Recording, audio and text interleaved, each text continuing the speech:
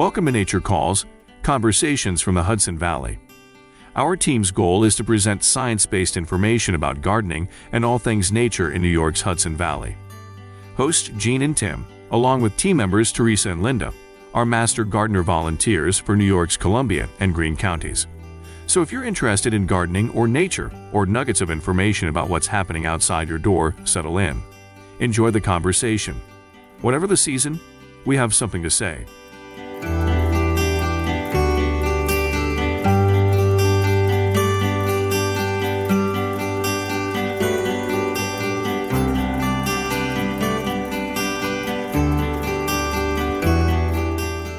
Hi, I'm Jean Thomas, and welcome to Nature Calls, Conversations from the Hudson Valley. I'm here with my partner in crime, Tim Kennelty, and as part of our Gardening and Nature 101 series, we're talking about native perennials for the beginner. Welcome, Tim. Thanks so much, Jean. I really appreciate it. We talked a lot on the show about the value of including native plants in your landscape. We're going to assume that you, as our listener, know that, but really don't know where to start in choosing native perennials. Tim's here to help. I understand you have a list of Tim's favorite native perennials. Shall we start in the early spring? Let's go through this season. Yeah, that sounds great. I do have a list, and mainly I put this list together because I have people come up to me when I do a talk on native perennials or on natives and ask just how do I get started to begin with?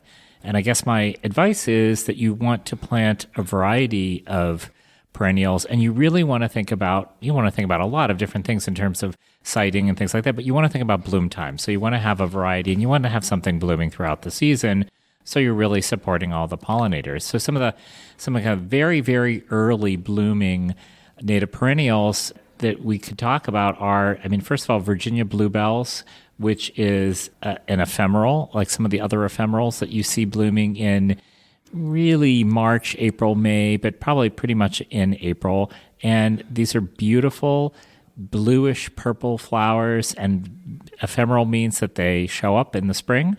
They bloom. They're a great resource for pollinators, and then they kind of fade away in the mid-season. So in some cases, the whole plant fades away. That's right. So you want to plant them in an area either that you don't need to see something through the season, or you plant them among other plants that you know are going to be popping up, say in June, July, and blooming then too. And don't panic if they disappear. Look them up and find out if they're an ephemeral. That's right. And these are specifically, they like to have more part shade or dappled shade. They like to have rich soil. So unlike some of the really sun-loving perennials in mid-season.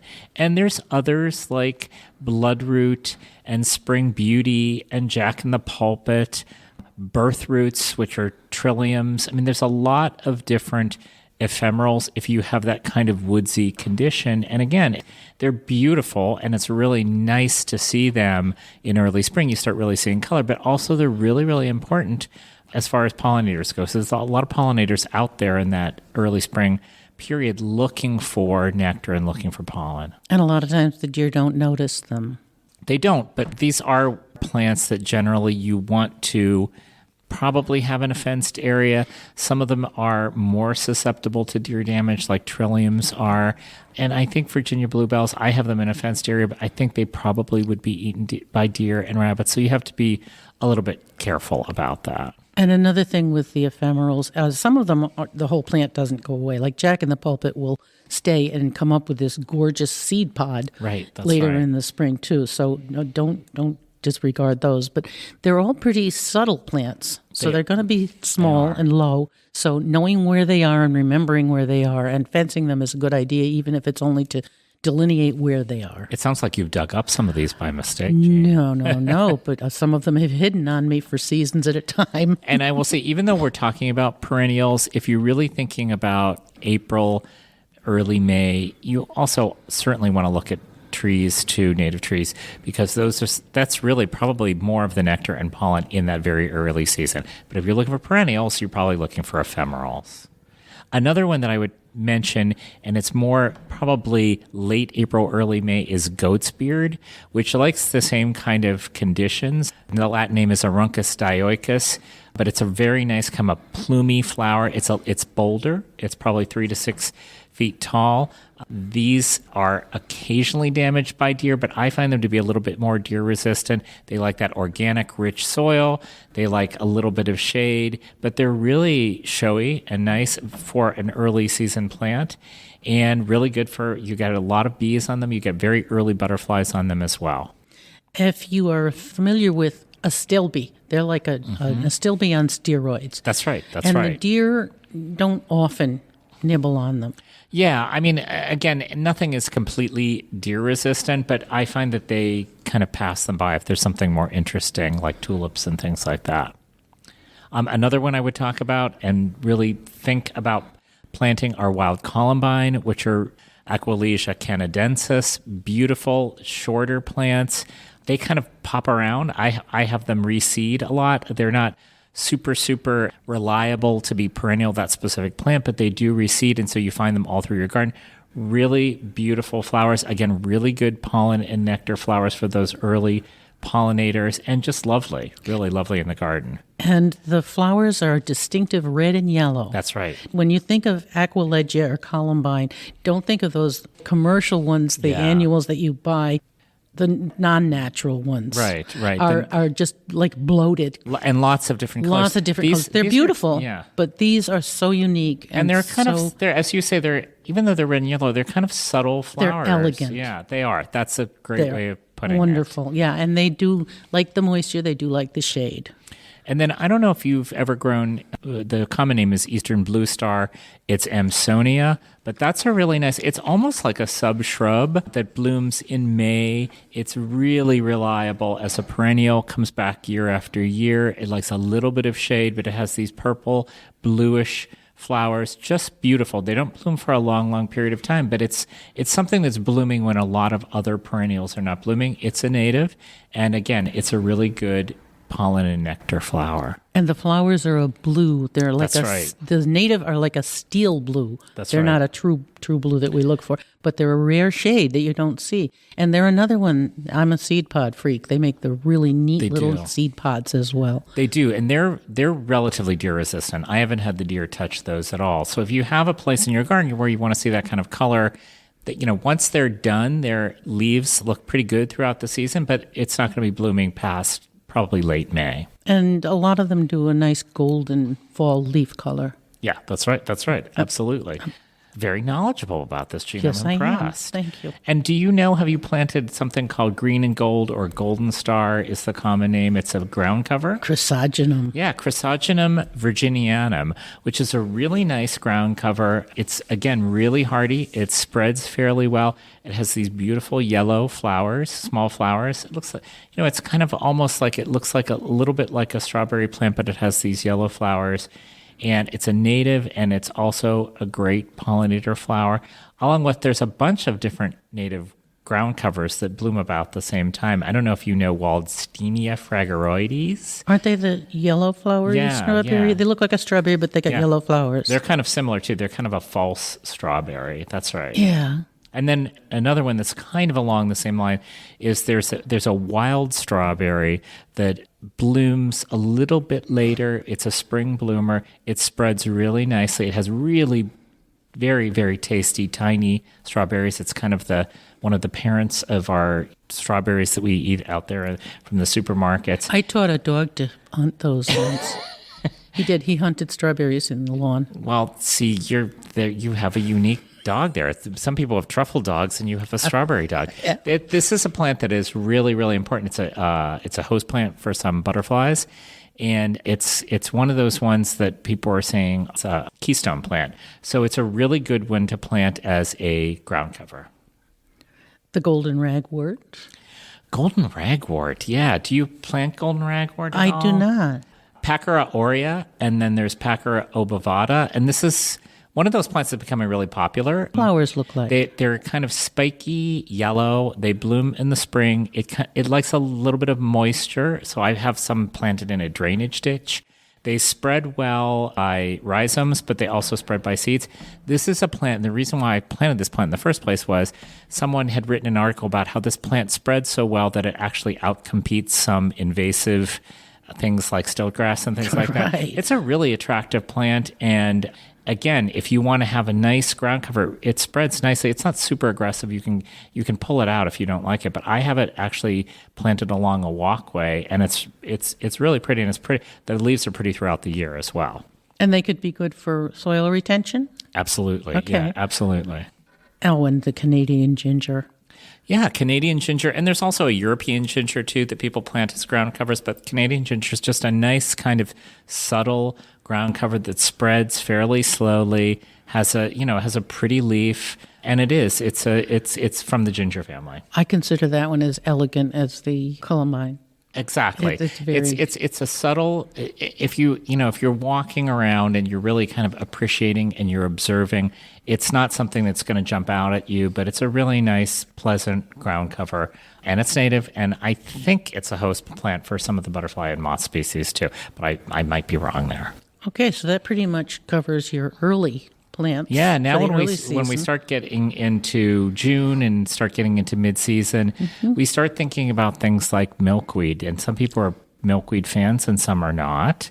We all know that milkweed is the host plant, the only host plant for monarch butterflies. And there's basically 3 milkweeds in our area that are native to our area: the common milkweed, Syriaca, and then there's a swamp or marsh milkweed, and then there's a butterfly weed, and they all take kind of different cultures.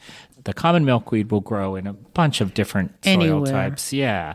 And it's funny because they can be pretty aggressive and spread, but I always find that they grow where they want to grow. If I want to grow them in a particular place, I'm not usually successful, and I find them growing in kind of the middle of my perennial garden. I usually let them go because they're really beneficial plants, not just as host plants, but they're terrific nectar plants. I love the smell of the flowers. They're kind of a beautiful honey scent.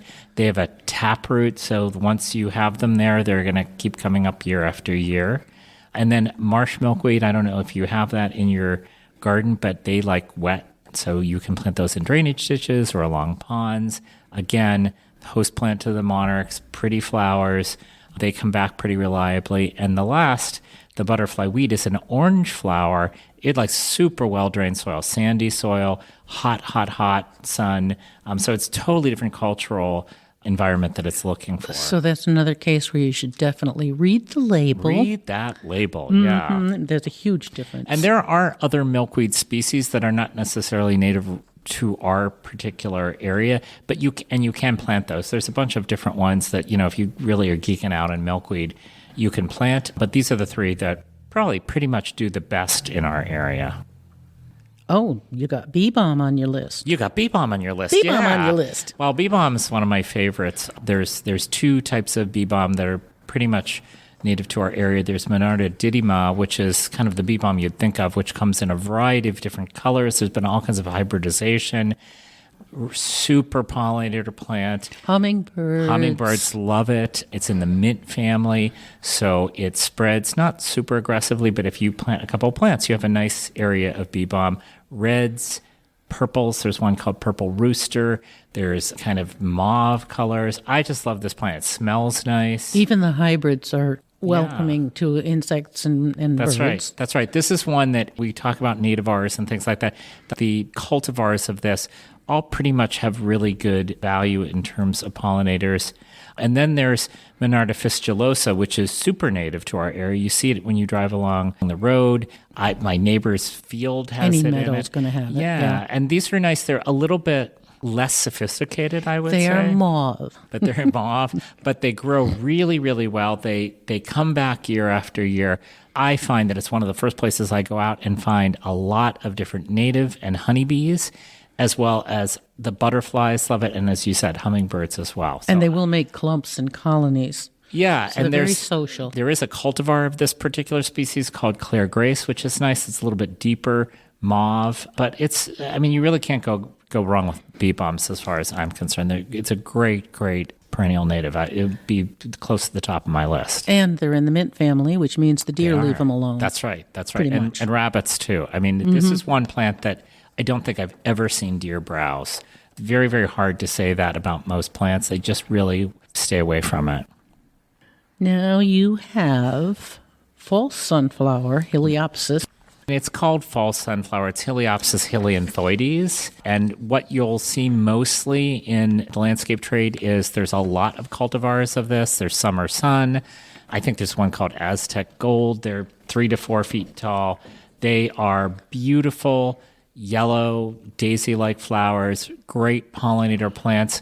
One thing I will say about this plant is, and if you read about it in the literature, it is a 2, 3, 4 at most year perennial. It's not super, long-lived, which is fine because they do self-seed and you can seed them as well. Yeah, just move the babies around. But the thing that I like about this plant is it blooms for an incredibly long period of time. It starts blooming, mine start blooming in June, and they bloom really pretty much throughout the summer, which, again, with perennials, it's hard to say that about most perennials, especially if you deadhead them.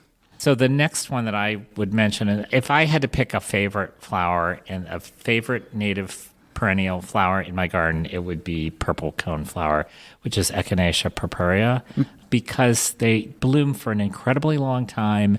They're relatively deer resistant, beautiful flowers. And again, this is the flower that the butterflies just go for. So when I'm out taking photographs of butterflies, this is where they go. They bloom probably from mid-July to sometime in August. In fact, I was just looking through photographs the other day, and I had them still blooming in September. Yeah, and their seed heads last right through. Don't deadhead them. That's right. Later in the season, because the chickadees and the goldfinches adore them. That's right. They're kind of this multi-purpose flower, and they're not picky about soil. They'll grow in a lot of different types of soils. Now, there are many cultivars of this plant. Mount Cuba has done a great trial study of the ones that are most floriferous. I'd suggest that you put it on the website, go to Mount Cuba, because they really go through a lot of these. And they also talk about which ones are most attractive to pollinators. I would say you be very careful when you get into the doubles, because a lot of times they'll breed out the pollen and nectar of the plant. But you really can't go wrong with coneflowers. They're just terrific, beautiful plants. And the plant is stocky and full, and like a child would draw a plant. It's what you want a plant to look like, and that's what the coneflowers can be. That's right. That's a really great way of putting it, Jean. And when we were talking about the subtleness of Aquilasias, this is not a subtle plant. And I have them growing 4 feet tall in my garden. There's different height. You can choose different heights, but it's a really robust, beautiful plant. And then there's the cousin. Black-eyed Susan. Yeah, I mean, there's a couple of different other coneflowers, but black-eyed Susan's a whole different, the Rudbeckias, and there's a lot of different species of Rudbeckia too, kind of different heights. But again, this is a plant that isn't particular about soil, likes full sun, as do coneflowers. Bloom for a long period of time. I find that they bloom, most of the species bloom a little bit later than coneflowers, so you're starting to see them in late July into August.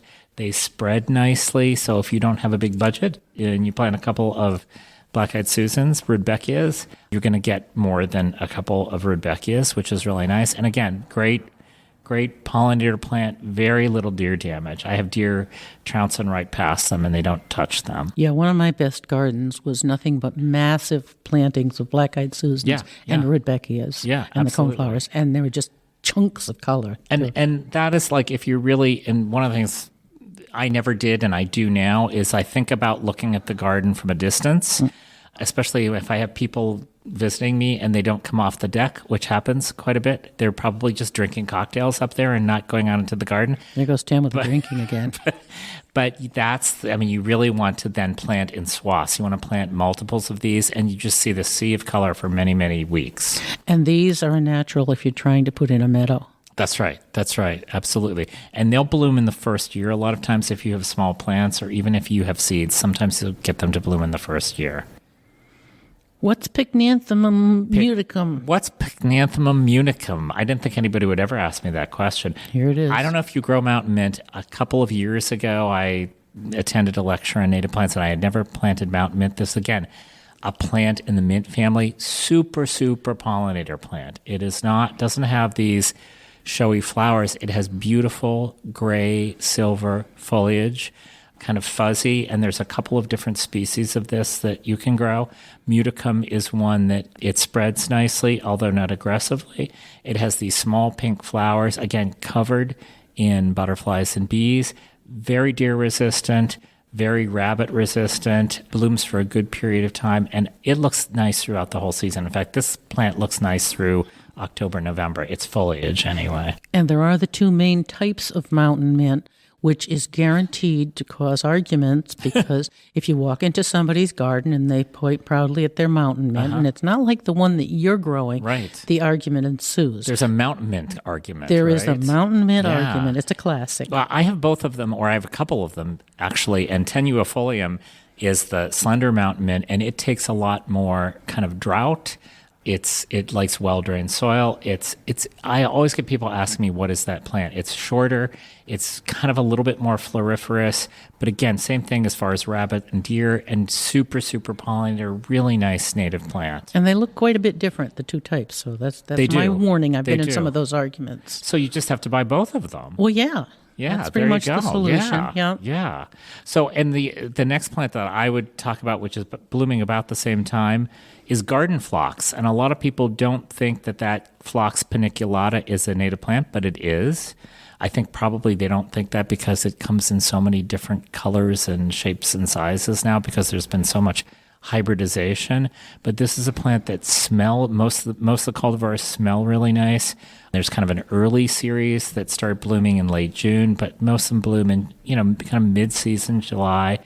Beautiful pollinator favorites like full sun.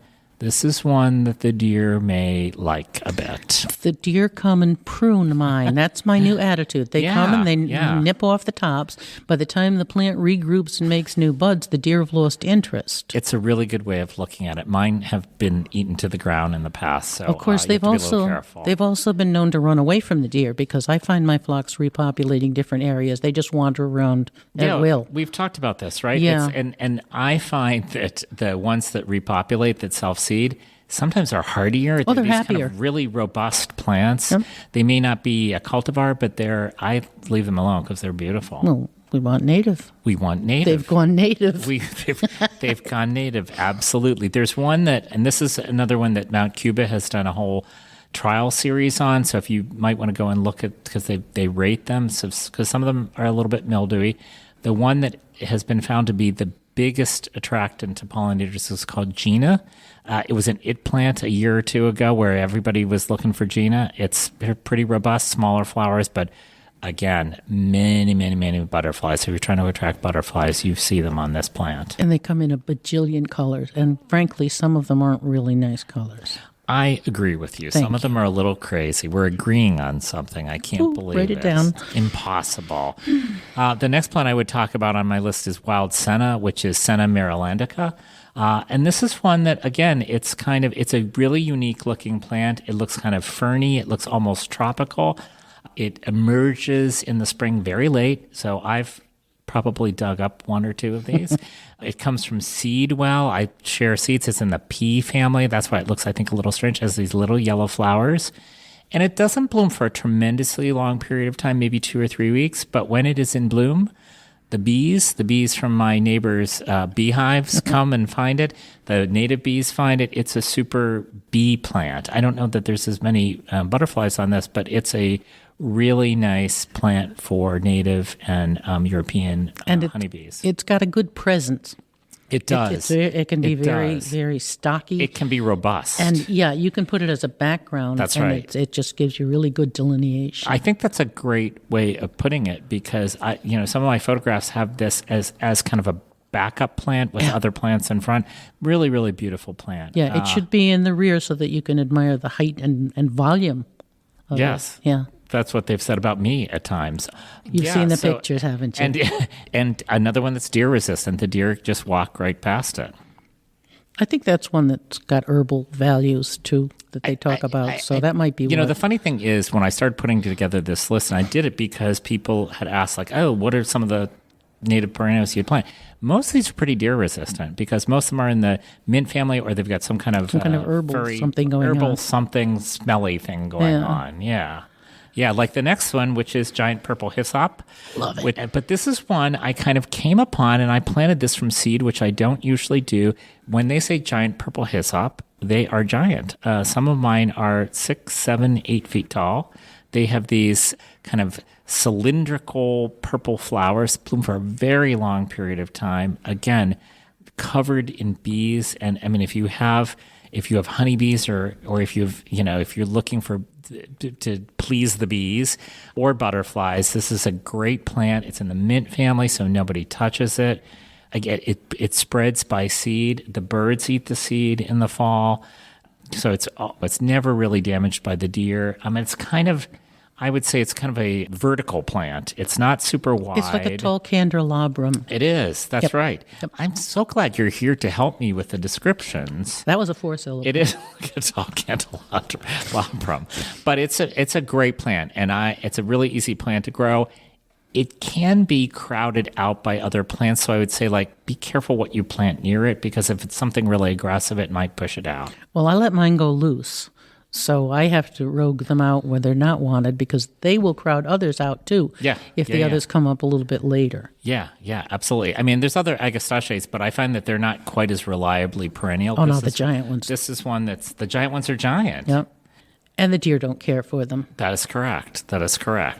So next on my list is sneezeweed, or Helenium autumnale. There's a bunch of different cultivars of this. I find the cultivars, which are pretty, to not be quite as perennial. Yeah, they're kind of wimpy. Yeah, one of those things where just stop hybridizing some of these things, right? The straight species of this is much taller. They can get to be 4 or 5 feet tall. You may need to stake them, but they have these really beautiful. They're kind of daisy-like yellow flowers. You can have yellows, you can have oranges. Reseeds really well, so if you're looking for more plants, you have a stand of them. Yes. Unless you're into the hybrids, which are not only wimpy, but they don't reproduce They don't. That's right. Either. And if they do, I don't think they come back. Oh, they may not come back true. They may not come back true to the parent. That's right. Now we're kind of really into August and September, and so if you're looking to support your pollinators during those times, this is a really good plant. And it's again kind of vertical, so it doesn't take up a huge amount of room in your perennial garden as far as the width. So you can plant it kind of at the back of the border with some other things. It's a border plant. Yeah, exactly. And plant them in clusters. Do 3 or 4 at a time. Well, I say that with pretty much all perennials, but this is definitely one. But these you want. A big stand of them from a distance is really beautiful. Really beautiful. Yeah.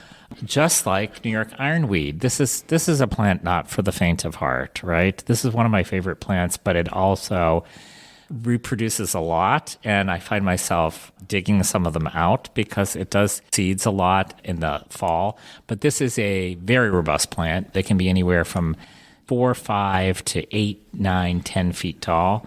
Purple flowers, August, September. Great pollinator plant. Full sun like most of these. Just a terrific perennial plant that comes back year after year. It's almost like a shrub. It's almost like a tree or a shrub. It's like an aster on steroids. The flowers are very similar to asters. That's true. I never really thought of that. Yeah. I mean, it's much taller and more robust. Yeah, but it's like a giant aster. And what I always say to people is, if you have these, make sure that they're in a place that you want them to be. Or if you see little seedlings, if you don't want them there, you better dig them out quickly, because they're pretty difficult to remove once you have them there, because they get a very, very intense root system, which is why they're pretty drought tolerant too. And deer don't care for them. That is correct. Although I have had deer nibble these down, and it's one of those plants where, as you say, pruning by the deer, because this is a plant that you can cut like mid-season, and it will make it more bushy. It will bloom a little bit later. It will bloom more fully. So if the deer come, it's like no big deal. Purple, we got Joe Pyeweed. Joe Pyeweed. You have Joe Pyeweeds, don't you, at your house? I think I remember that. Yes. I have on and off from time to time in my little swamp area. They come and go on their own. They like wet. I don't like look wet, for them. And they do self-seed. It's, again, a pretty robust plant. There's a bunch of different species of this. There's a bunch of different cultivars of this. There's Little Joe, and there's There's a hollow jopai which gets to be 8-10 feet tall. Again, this is a butterfly favorite, kind of a mauve color. There are different, some of them are, there's a white version, there's kind of darker purple versions of this. There's a great trial right above this. If you Google, the Chicago Botanical Garden does trials too, and they have really nice write-up of jopai weeds, all the different ones, and how they fare. They rate them as far as their floriferousness and all of that stuff. And the flower color is subtle on those, but they're a flower late in the season when That's the right. butterflies and all the other insect critters really need some feed. That's so exactly right. It's more for their help, and we use them, like you say, architecturally. Absolutely. They can be very absolutely, outstanding. especially like the hollow one. You can put it way at the back of the border, and it's almost like a sculpture or something like that. It's so large. And I would not cut these down in the winter, leave them up for winter interest. And also there are insects that most likely are going to hang out there over the winter, so you really don't want to cut these down. Oh, now we're back to some regular size stuff. The New England aster. Yeah, New England and New York asters. They just changed their names. They did. There's this whole thing about asters and the naming. But what I would say to you is most likely if you go into your nursery and you ask for asters, they're going to give you asters. You don't need to know all the names. And these come, and again, in a variety of different species, in a variety of different cultivars.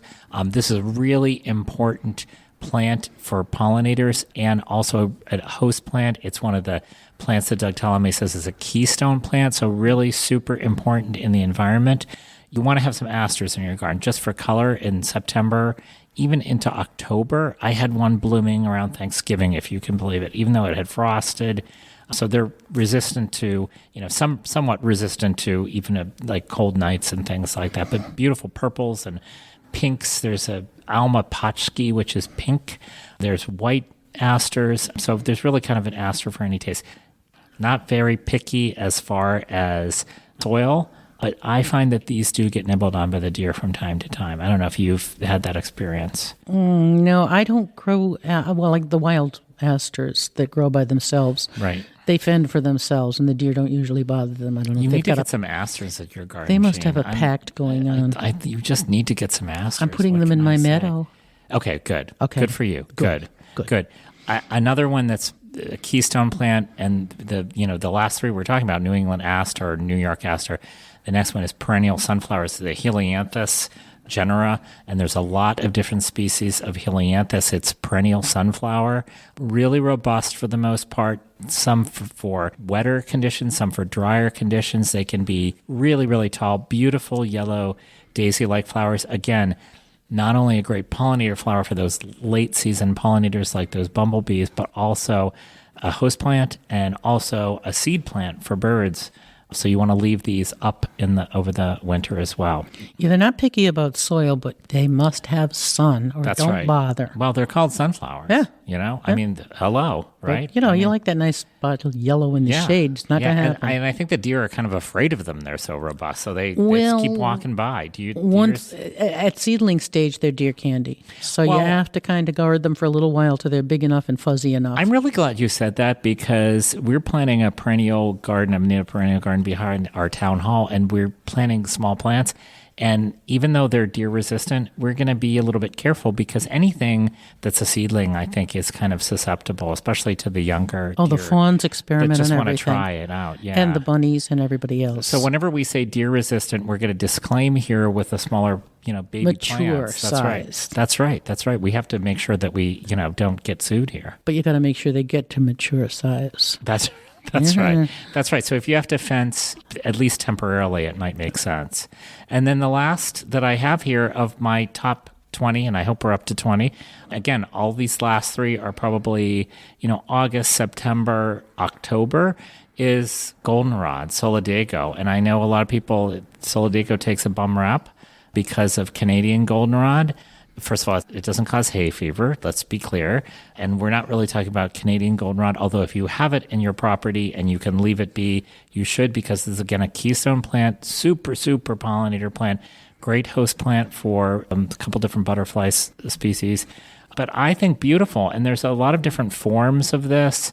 There's a rigid form. I think there's a gray sunflower. There's a bunch of different species of this to plant. Hortus has about 15 native goldenrods, different color, even whites. That's right. Yeah. That's right. There's a wide assortment, and even though I think people have stayed away from this plant because of Canadian goldenrod, they're starting to become more available in commerce. And so, take a look at, if you're interested in, this particular plant and you can't find it, look at your specialty nurseries, look at online, and that's something we didn't really talk about as we're kind of wrapping up here. You're starting to be able to find a lot of these in your general hometown nursery, but you can also look at specialty nurseries, and there's a lot of online sources as well for these if you can't find them around where you're living.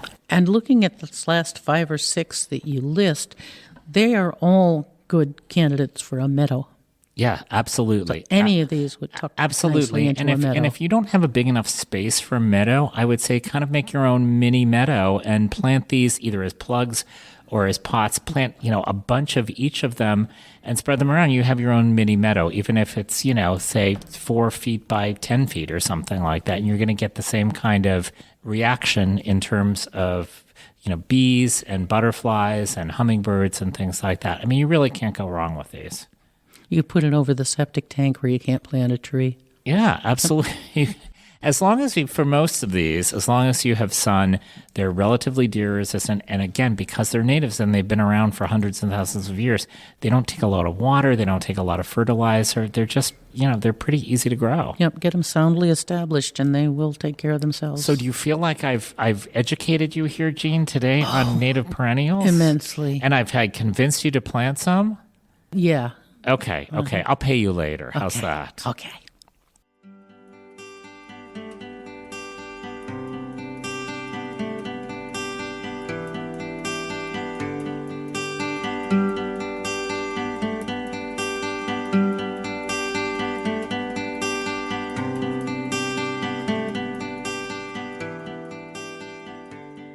That concludes another episode of Nature Calls, Conversations from the Hudson Valley. We would like to thank Sandra Linnell and Devin Connolly from Cornell Cooperative Extension of Columbia and Greene Counties for production support. And a special thank you to our listeners for joining us on this episode of Nature Calls, Conversations from the Hudson Valley. You can find links to any of the topics mentioned in this episode at our website at ccecolumbiagreen.org. Comments and suggestions for future topics may be directed to us at columbiagreenmgb@cornell.edu or on the CCE Master Gardener Volunteers of Columbia and Greene Counties Facebook page. For more information about Cornell Cooperative Extension of Columbia and Greene Counties, visit our website at ccecolumbiagreen.org or visit us in Hudson or in Acra. Cornell Cooperative Extension provides equal programming and employment opportunities.